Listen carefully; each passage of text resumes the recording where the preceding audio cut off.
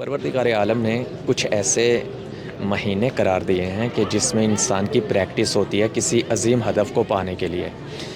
انہی میں سے رجب، شعبان اور رمضان 3 ایسے مہینے ہیں. ٹھیک ہے، یعنی پروردگار عالم نے جیسے ہی رجب وارد ہوتا ہے تو کچھ احکام انسان کے لیے کہیں ہیں کہ یہ کرو، اور حتیٰ کہ ان رمضان سے پہلے شعبان اور شعبان سے پہلے رجب، حتیٰ کہ ان کے بارے میں روایات ہیں کہ رجب اللہ کا مہینہ، شعبان رسول اللہ کا مہینہ، اور پھر رمضان اللہ کا مہینہ ہے. صحیح ہے. اس میں ایک جو تطور اور ایک جو سلسلہ ہے وہ ایک اعلیٰ ہدف تک انسان کو پہنچاتا ہے.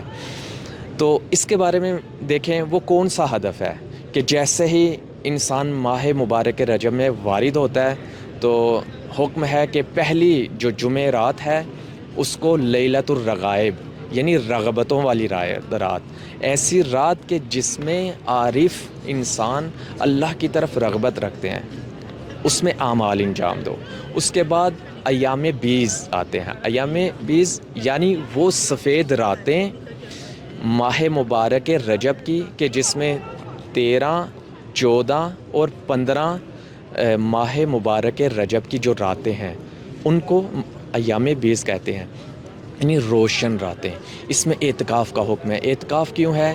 کہ تاکہ تم ایک دنیا سے کنارہ کشی کر کے، دنیا سے کنارہ کشی سے مراد بالکل یہ نہیں کہ لا تعلق ہو جانا، یعنی ہر وہ چیز کہ جس سے اللہ نے تمہیں رکنے کا کہا ہے اس سے رک جاؤ. صحیح ہے، تاکہ تم اللہ کا قرب حاصل کر سکو.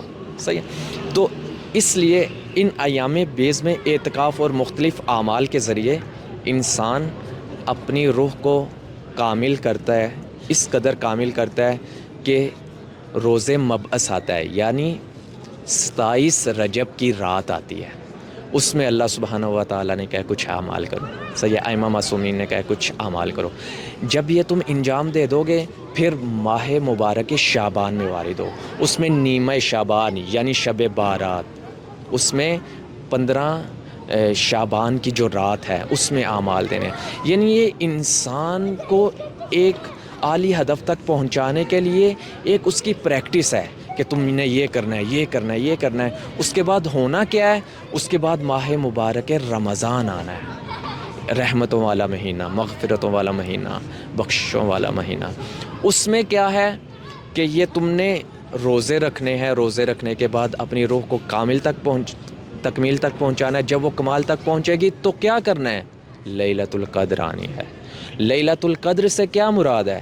لیلۃ القدر سے مراد یہ ہے کہ وقت کے امام کی طرف رغبت کرنی ہے تم نے، وقت کے امام کی طرف تم نے سفر کرنا ہے، وقت کے امام کی طرف تم نے حرکت کرنی ہے، وقت کے امام کی نصرت کے لیے تم نے زمینہ سازی فراہم کرنی ہے، وقت کے امام کے لیے تم نے تیار ہونا ہے.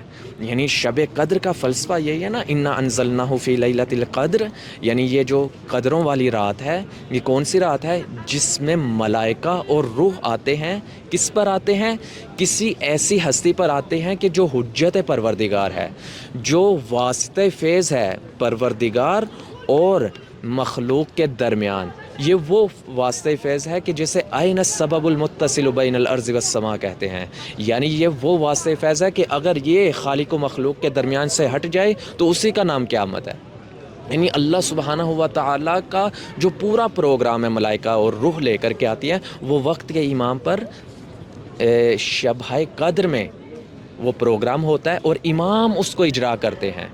اب اس رات کی آمادگی کے لیے اللہ سبحانہ و تعالیٰ نے یہ پہلا رجب اور شعبان مہینہ قرار دیا تاکہ تم یہاں تک پہنچو اور وقت کے امام کی رکاب میں حاصل کر سکو، وقت کے امام کی نصرت میں اپنا رول پلے کر سکو اور امام کی نصرت کے لیے کچھ نہ کچھ کر سکو.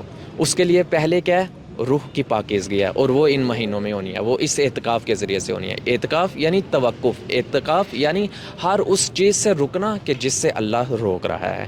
جب تم یہ کام کرو گے تو پھر کس تک پہنچو گے؟ حجت پروردگار تک پہنچو گے، اور حجت پروردگار وقت کا امام ہے جو شبہ قدر میں امام علیہ الصلاۃ والسلام پر امر نازل ہوتے ہیں. ان امور کو اللہ سبحانہ و تعالیٰ امام کے ہاتھوں سے اجرا کرتا ہے. جب وہ اجرا ہوں گے تمہیں یہ ساری حقیقت اور ساری حکمتوں کا معلوم ہوگا تو تمہارا ہر قدم ہر لمحہ وقت کے امام کے لیے ہوگا، اور یہی وہ چیز ہے کہ جو وقت کے امام کے ظہور کو تعجیل میں بدلے گی اور وقت کے امام کے ظہور کو قریب کرے گی۔ اللہم صلی علی محمد وعلی محمد وعجل فرجہم۔ اور اسی دعا کے ساتھ کہ پروردگار عالم ہمیں ان مہینوں پر، یعنی ماہ مبارک رجب اور ماہ مبارک شعبان اور رمضان پر اس طرح عمل کرنے کی توفیق عطا فرمائے جس طرح اہل بیت علیہ الصلوۃ والسلام نے حکم دیا ہے اور علماء و مجتہدین نے اس کو انجام دیا ہے، تاکہ ہم اپنے وقت کے امام کی نصرت کے لیے کچھ نہ کچھ کر سکیں اور اپنی روح کو پاک کر سکیں۔ والسلام علیکم ورحمۃ اللہ وبرکاتہ۔